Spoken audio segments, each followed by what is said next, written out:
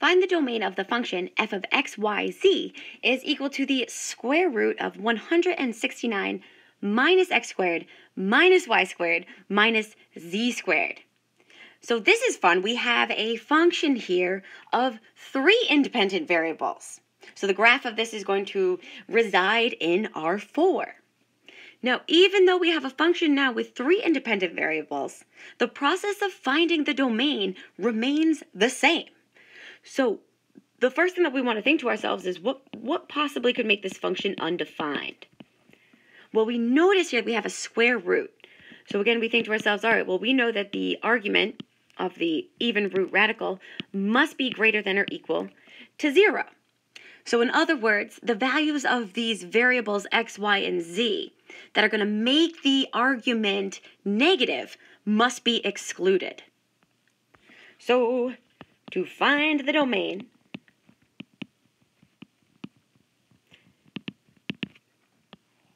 we can think of this as the domain is the set of all ordered triplets. So the set of all points x, y, z in R3 such that 169 minus x squared minus y squared minus z squared is greater than or equal to 0. And now again, just like with our previous example, we want to rewrite this inequality in a form that we recognize. So, and we really could recognize it from this point. If you see it, by all means, go for it.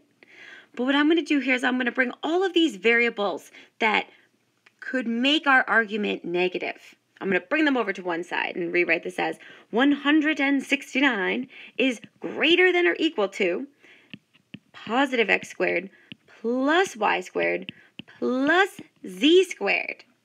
And now rewriting it like this really allows us to recognize that, hey, the domain here is a ball in 3 dimensions. Right? This is that standard equation of a ball in R3. So we can say that therefore the domain of this function,